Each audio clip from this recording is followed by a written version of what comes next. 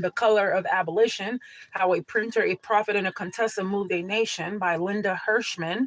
And again, I like to do these lives, especially once before I give a book review, because I think it's a very a wise decision for everybody, each and every individual, no matter what skin color you may be or where you come from, what's your creed. Everybody should read because it is important for the mind to process different words, have better understanding of everyday life's actions. And the only way that you can do that is by reading and filling your mind with the necessary information that it needs. Or shall I say, your brain is your car and you need to fill it up with gas. If not, it won't move. Reading is important. And unfortunately, some folks out there, yeah, I'm talking to you if you're listening, but some folks out there have an excuse to why they can't read. Well, I have children. I have to work. I have too many things to do. Why you can't read.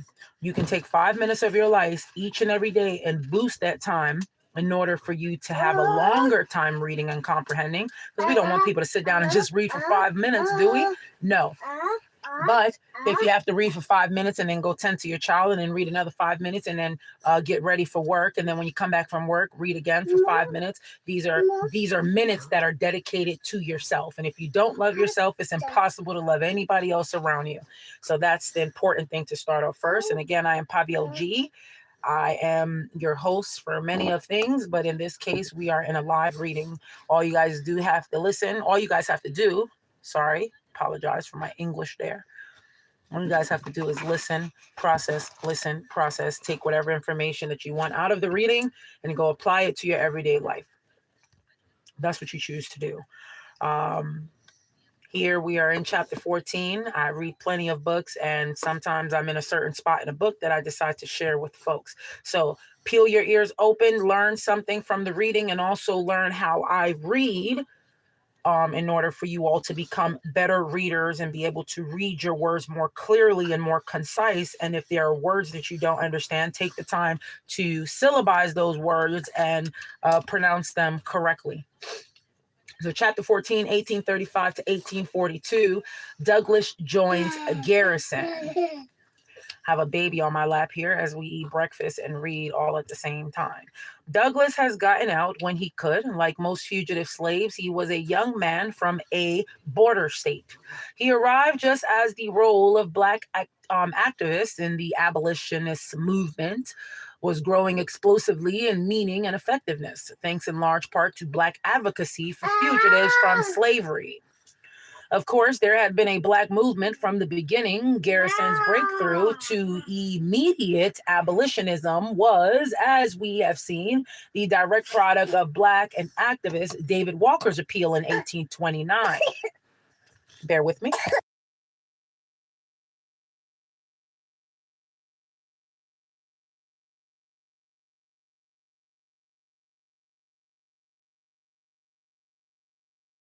All right, that's what you do when you have kids. You go on mute real quick. You go back to reading, stop whatever you're doing, put whatever on pause, and go back to reading. So picking up where we left off, of course, there had been a Black movement from the beginning. Garrisonian's breakthrough to immediate abolitionism was, as we have seen, the direct product of Black activist David Walker's appeal in 1829. The free Blacks, who were the backbone of the stirrings among white activists, the first subscribers and lifeblood of the early liberator, the host of the first meetings in Philadelphia, also spent much time and effort fighting racial segregation, denial of the vote, Black unemployment in the North. Now, many of the leading Black activists, like James Barbados, were also members of the mostly white groups. Although the predominantly white anti-slavery societies were somewhat integrated, few white abolitionists turned the full force of their attention on their free Black brethren's plight in freedom. Now, when the movement splintered around 1840, the Black abolitionist instinct, especially in Boston, was to stick with Garrison, one of the first and most sincere advocates of equality. It was Garrison who organized boycotts against the Jim Crow Massachusetts railroad lines and on the eve of the schism, presided over a true interracial party for the wedding of abolitionists Theodore Weld and Angeline Grimke. But almost immediately, the Black movement people in New York, where the breakaway faction was centered, were torn. In the end, the Tappin's new American and foreign anti-slavery society attracted such black stewards or stalwarts as Samuel E. Cornish and Amos Bemin, and named three abolitionists to its 12-member executive committee. By 1849, Samuel Cornish, Charles B. Ray, Christopher Rush, George Whipple, and James W.C. Pennington had served. The essayist James McCune Smith, America's first black physician and one of the leading lights of the movement, tried to keep a foot in both camps. Bear with me 1 minute, you all. I'm going on a quick mute. Tend to child. I'll be back in just 1 second. Thank you all momentarily.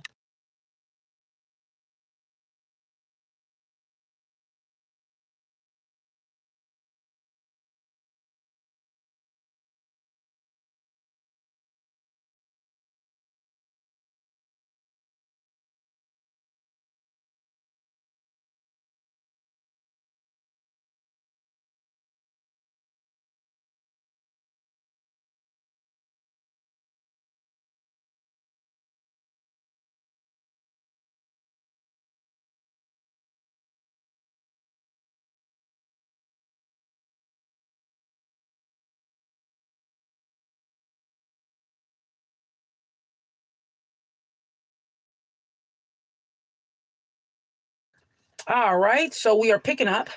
As the 10-year-old mostly white movement splintered, critics like the economist or economics professor Gilbert Hobbs Barnes suggest abolition became weakened and marginalized. In fact, the movement decentralized. State and local societies, often uninterested in the personality-driven quarrels of the national, stopped sending in dues and attending national meetings, but they continued to function. The locals often finessed the debates that split the national, embracing, as in Ohio, both women's rights and political participation. Now, the centrality of the Black movement, that's what we're going into now. If you guys are just joining in, we are in the Color of Abolition. Okay, and we are with Douglas that joins Garrison, the abolition movement.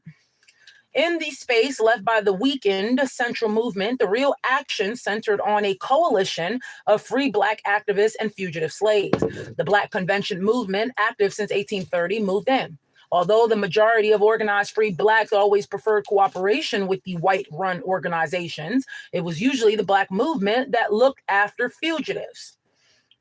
Are we talking about ICE here? Or are we talking about, because it seems like ICE are the new overseers now.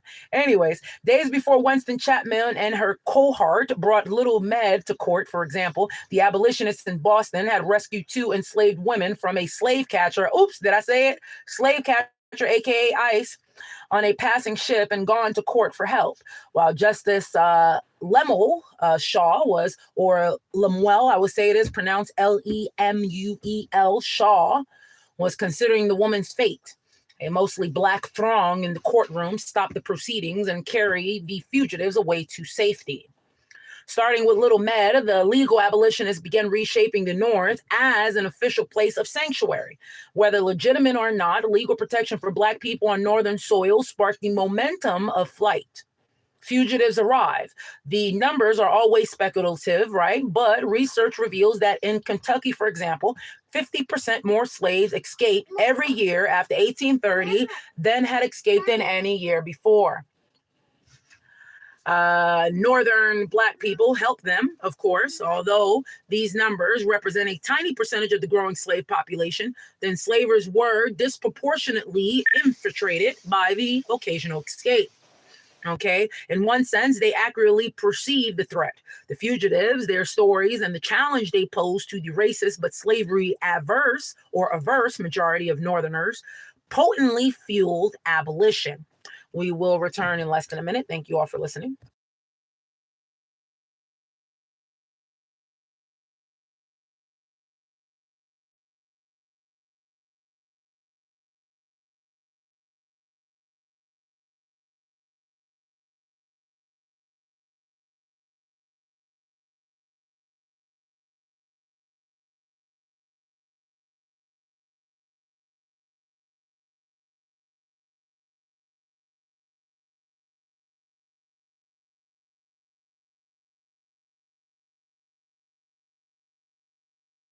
All right, we are back. Black abolitionist David Ruggles accelerated the process of Black people protecting other Black people, runaways, and even free Black people in 1835. And when he founded the New York Committee of Vigilance, soon there were vigilance committees all over the North to help Black people get out and stay out of slavery. As Ruggles' 1837 report of his efforts reflects, the defenders had their hands full. They watched for the slave catchers and northern kidnapping gangs, rescued free Blacks from being dragged into slavery, and created a network of contacts on ships and trains to identify slaves being transported who might be liberated by touching free soil. It was in what was a routine experience for him. In 1838, Ruggles opened his door to a young fugitive named Frederick Bailey, just escaped from Maryland. The vigilance committees and the Underground Railroad Network were two arms of the same movement. Now, if you all are just joining in, I have a little baby monster in the background, which is my son. And so I use it as a prime example that women who say, or men who say that they cannot read or they don't have time, that is an excuse. It's an excuse to not pick up the book. It's an excuse to not feed your brain with the knowledge that it needs. So it can be done. And although I wiggle the baby around, move him around in every single position, and pause the video every once in a blue moon, reading is important if you want to get it done. If there's a will, there is a way. So bear with me just 1 second. In less than 30 seconds, I will return.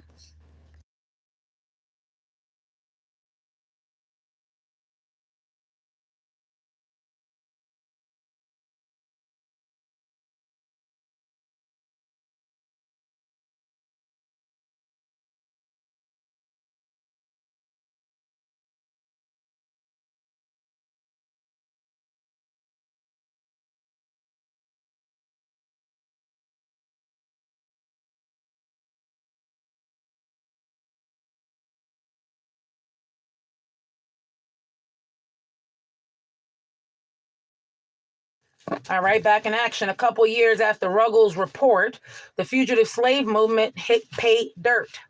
In 1839, the ship Amistad, loaded with a cargo of slaves from Africa, set sail from Havana in the Spanish colony of Cuba for Puerto Rico, or Puerto Principe, near the other end of the island. The cargo was illegal. Spain had banned the slave trade. The Spanish owners had bought, some words look different like that. That's one thing I want to pause to say, you guys, when you're listening to me read. I read like a human being. There are some times where there are words that you think are other words because of vision. And then you go back and you're like, wait a minute, that wasn't the word. That's where you stop and you go back and read the sentence again. It's not that you're stupid. It's not that you're incompetent. It just means that you are making yourself smarter by teaching yourself the correct way to go about reading or go about that word that you are or was envisioning before you saw what word it really truly was, right? Anyways, the Spanish owners had bought the slaves in a fraudulent system designed to disguise illegal imports as Cuban slaves. Since slavery was still legal in Cuba, led by a Mendi African slave whom whites named Sinique, the slaves attacked the crew, killed the captain, and took over the ship. They then commanded their Spanish captors to sail them back to Africa. Instead, the white men used the cover of night to steer the ship northwest. A few weeks later, the ship ended up in Long Island Sound, where men from an American naval vessel took the rebellious slaves into custody in a Connecticut jail. As a dispute on the high seas, the case went to the local federal court, showcasing the great American legal confrontation over the status of human beings as property. Yes, I said it. Human beings as property. That's how we were considered as Black folks. Property. We're still considered property now. Instead, they have made it a little bit more pretty when they put it in a language that we are second-class citizens in our current constitution. Anyways, moving on. The Spanish minister contended that the Black man or the Black people on the Amistad were property to be extradited under a general treaty with the United States to return all fruits of piracy. The President of the United States, Martin Van Buren, filed an appearance through his Attorney General to represent the nation's international obligations. Midway through the litigation, the Spanish position evolved from a property claim to a claim for extradition of the Blacks as criminals. The American sailors who took the Amistad on Long Island claimed the human cargo as salvage. The Spanish owners claimed the slaves as property. The abolitionists argue that the African blacks were free people, born free, free under the prohibition of the slave trade, and free to defend themselves against the criminal Spanish kidnappers. Van Buren of New York, already the target of suspicion from his Southern brethren in the Democratic Party, was desperate to prove his pro-slavery bona fides in the run-up to the election of 1840. His attorney general argued fiercely for the return of the black captives to Spanish hands, and the administration sent a Navy ship to whisk the unfortunates off to Spain, should the African captives lose the legal proceedings. Local abolitionists called in the troops from New York to argue for the rebels' freedom. United States versus schooner Amistad was an ideal vessel for arguments about the global meaning of slavery. The high seas were a kind of lawless natural world where all humankind came together free of the history and positive law of any one society. Were the enslaved Africans pirates and murderers to be returned to Cuba to stand trial for their crimes? Or were they merely Jeffersonian barriers of rights, asserting their right of self-defense? As with Little Med, when the victims made it to free soil or free water, were they free by default or because of the color of their skin slave? If free was the default, where was the justification for shackling them anew? We must ask ourselves. The federal trial judge and, on appeal, the Federal Court of Appeals ruled for the rebellious Africans on all accounts. They had been captured illegally, the judge said, and were entitled to the natural law of self-defense. They were not pirates or murderers. The American Treaty on Piracy did not apply. Instead, the American law abolishing the international slave trade governed the case. Now, for 30 years, American law had prohibited the importation of slaves, but they could not go free. Pending the executive branch action returning them to Africa, both the trial judge and the appeals court refused the abolitionists' repeated requests to let the captives, including the 4 children, 3 girls and 1 boy, out on bail. The judge's opinions on bail were a compendium of racial prejudice. If they were Frenchmen, the judge admitted, of course, that they would be out on bail. But Africans could not stand in that point of view. This was a singular case, and the laws of this country do admit the right of property in men. Enslavement might have been more municipal than national after the decision in the case of Little Med, but still, the institution, painfully ill-suited to a nation founded on the Declaration of Independence, persisted. The president's representative in the case filed an appeal with the Supreme Court, and the prisoners would remain in prison until the High Court ruled. Amistad was slavery's debut in the Supreme Court. The abolitionists had a superstar to represent them, lawyer, current congressman, and former president of the United States, John Quincy Adams. Federalist ex-president, son of the Federalist ex-president Adams, was hardly the model of a firebrand. His first foray into abolition, opposing the gag rule in 1836, was not a strike against. It wasn't a strike against, let me see here, where did I lose spot? Slavery, but rather a defense of people's right to petition their government. But as with many of abolition's early supporters, his initial recruitment and defense of free people was soon translated into sympathy for the enslaved. From the beginning, he was the émissaire grisé behind the abolitionist legal strategy in the Amistad case. Now, Adams was as close as you can get to American royalty. Although his involvement was devoutly to be wished, his participation had a fragile quality. He was in his 70s, almost completely deaf and overwhelmed by his duties as a congressman. To recruit him, Lewis Tappan and Boston abolitionist attorney Ellis Loring had to make a special trip to Quincy, Massachusetts. Help us, President Adams. You're our only hope. Beginning on February 22nd, 1841, and finishing on the 2nd of March, Adams stood in the quiet of the Supreme Court and unleashed one of the earliest salvos in the Civil War. Adams and his allies in the New York faction, Lewis Tappan and Theodore Well, had been amassing their legal armaments since they had met in Washington around 1838. Since Adams was a lawyer with a long career in international law, he saw slavery in the broadest context. What he began by asking is the legal status of slavery. What is the legal status of slavery? The stateless captives of the Amistad gave him the perfect opening to try out his theories. The Declaration of Independence was first, Adams asserted, pointing to the copy hanging in the court's own chamber. Spain and the U.S. president, he said, were asking a nation founded on the Declaration of Independence to send innocent Black Africans into slavery or criminal prosecution. Adams spent time taking down the Spanish claims under the various treaties and the executive's unseemly eagerness to satisfy the foreigners. As the colonists had laid out the declaration, the Amistad captives on the high seas were governed only by the law of nature and nature's God. The moment you come to the Declaration of Independence that every man has the right to life and liberty, an inalienable right, this case is decided. Even the United States Constitution, Adams boldly argued, represented slaves as persons, not property. Only local law created enslavement. Once foreign slaves touched free Northern American soil, they were free. In 1841, Joseph Story was sitting as an associate justice on the Supreme Court. Story seemed promised for the abolitionist side. Before going on the court, he had been the distinguished author of the treatise, Commentaries on the Conflict of Laws, where he had embraced the municipal theory of slavery and then featured Justice Shaw's decision in the Little Med case. In the days before regularized collections of court decisions were available, Story's commentaries had been immensely important in publicizing the decision that Little Med was free once her enslaver brought her to free Massachusetts, thus spreading the idea of free soil throughout the North. Now, once a week after Adams finished his agreement, Justice Story gave the nation the answer in the Amistad case. Adams was right. The treaties with the Spanish did not govern the dispute.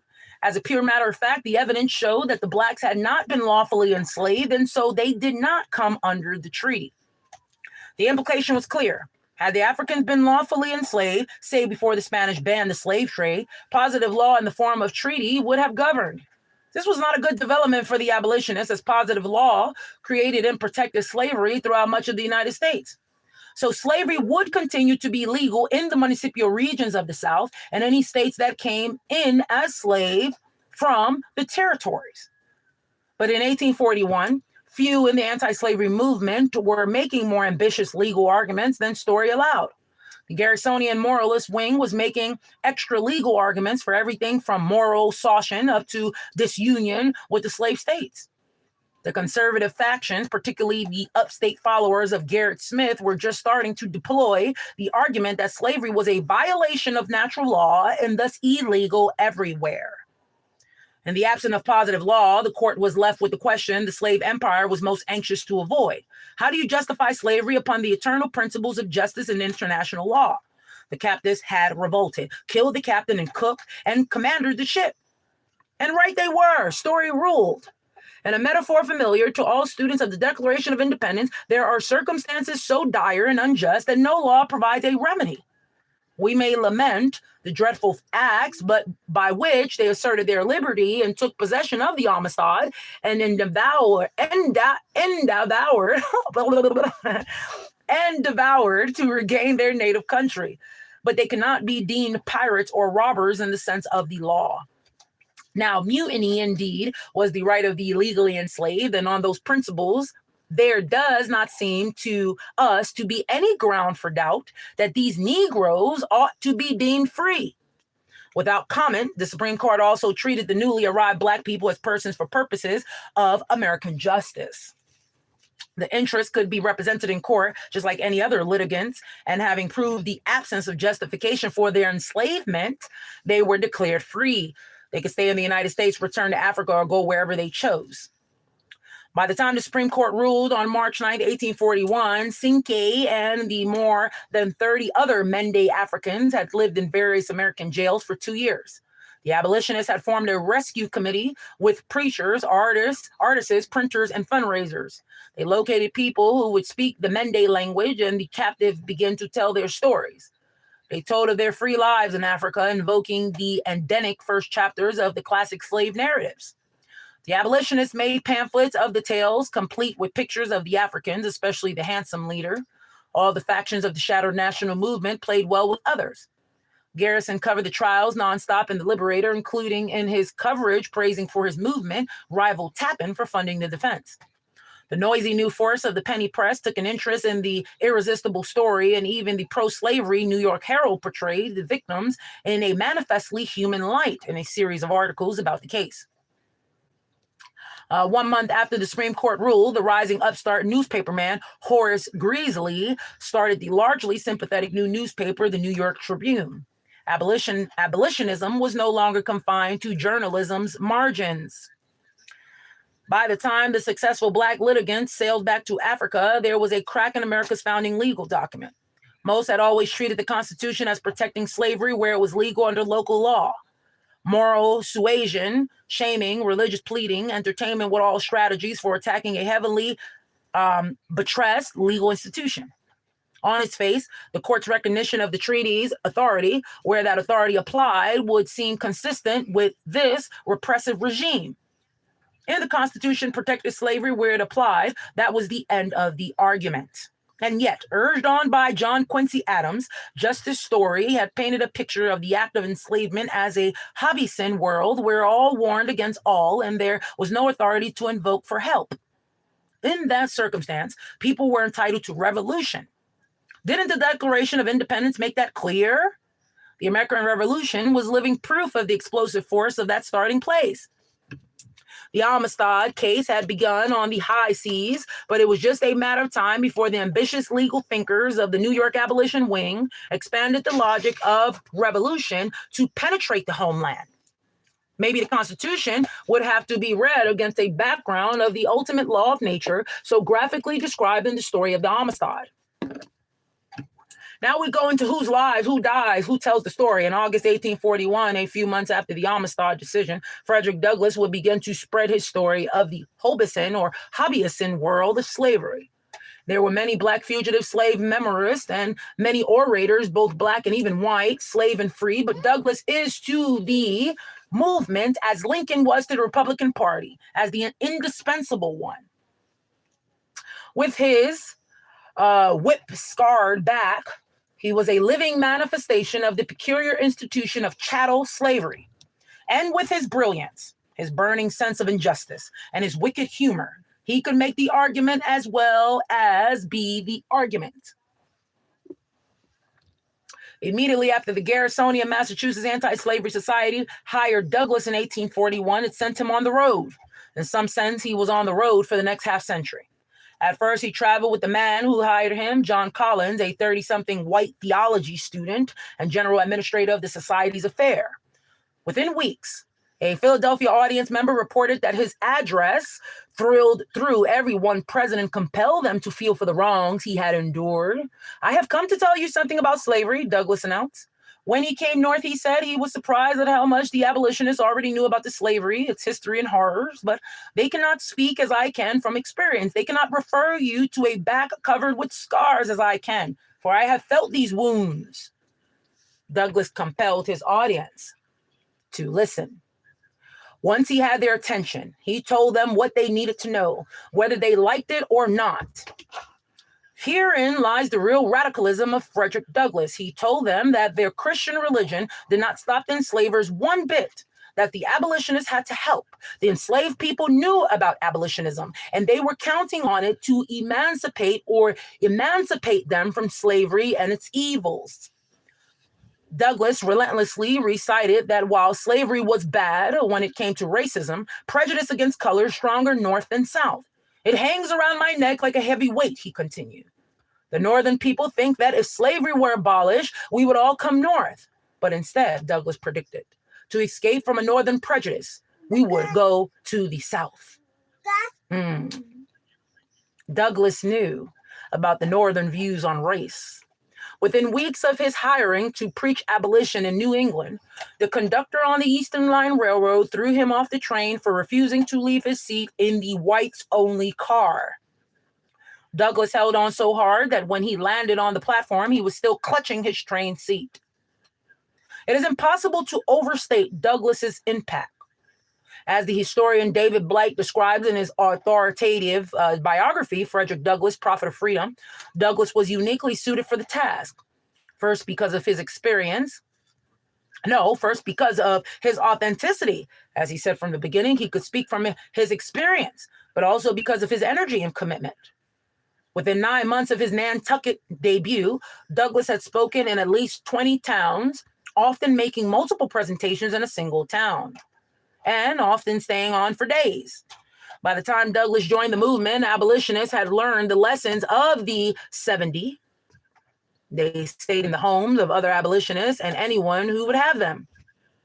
The abolitionists tried the churches, but establishment Protestants were becoming increasingly alienated from Garrison's movement. And the abolitionists often had to resort to lecturing in secular spaces like town halls or even outdoors. We will return in less than 1 minute.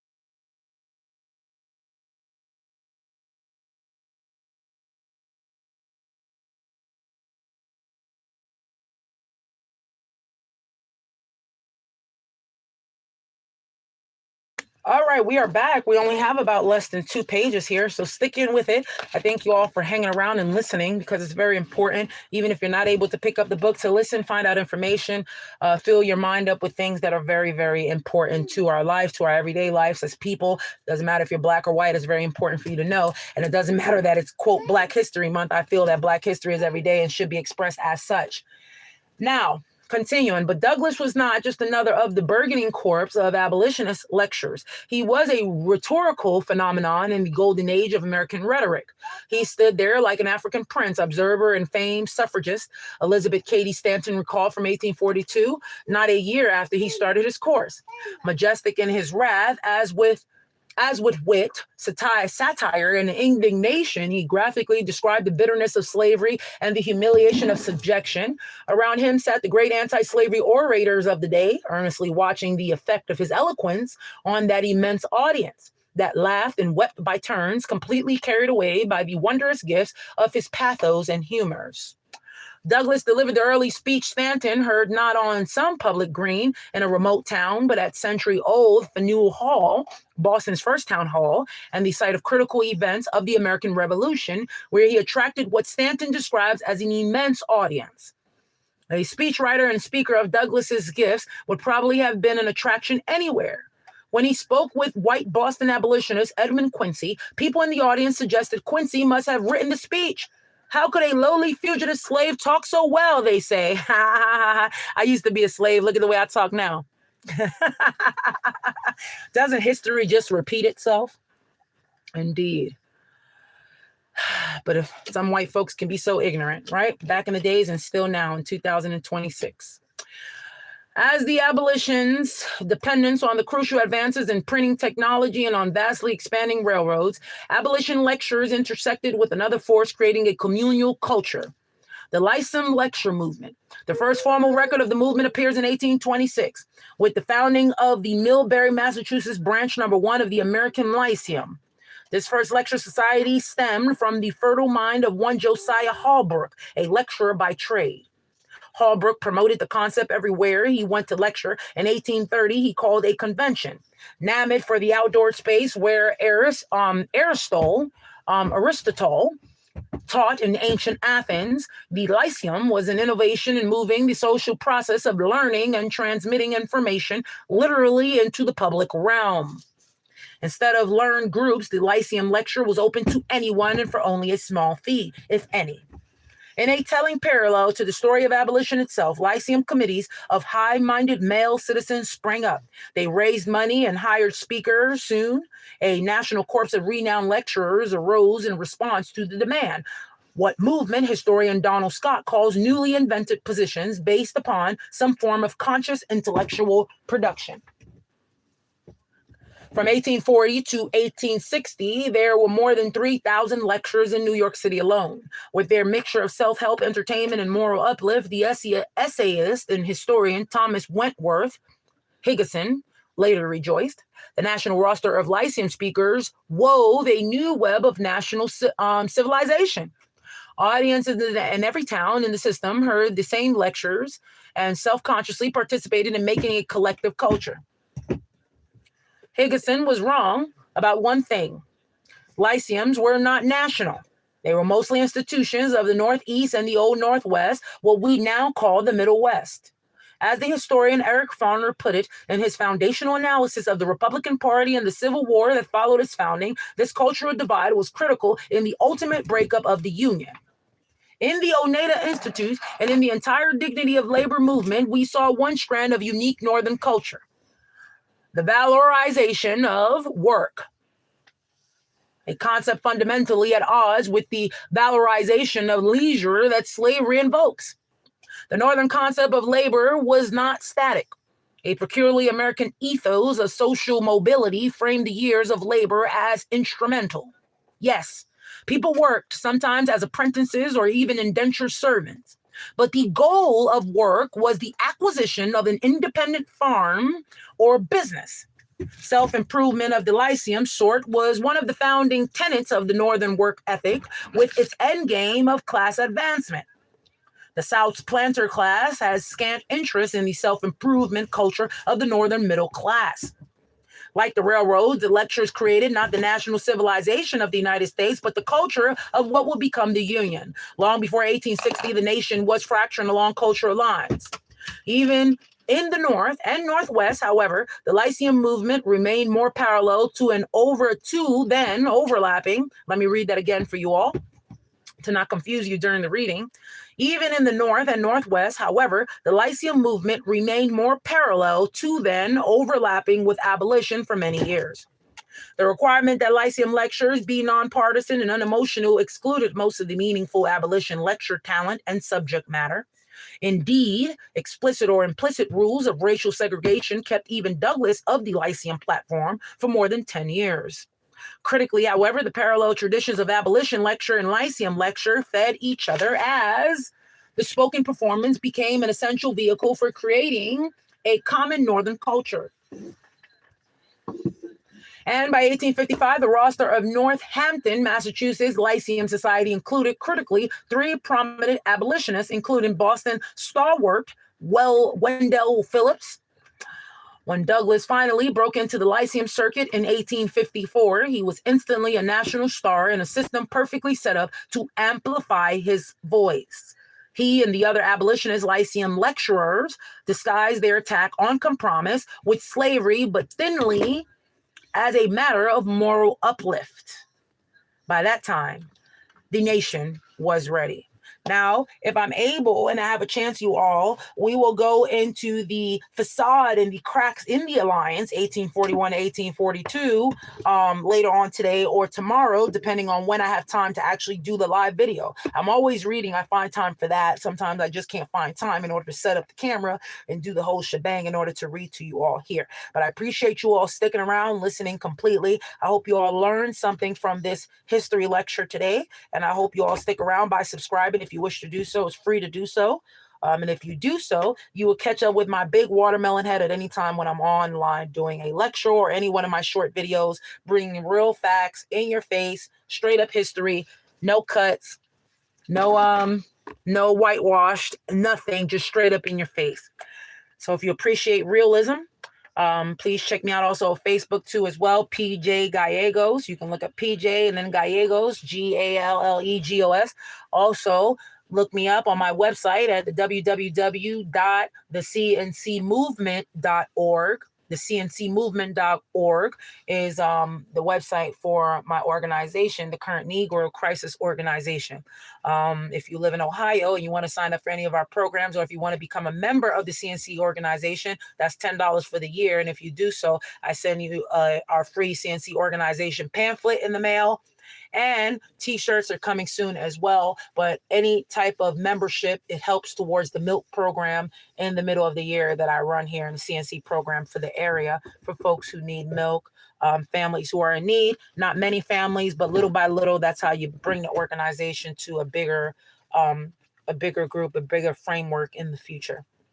Thank you all for listening. Have a beautiful and blessed day. Take care of one another, and we'll talk to each other soon.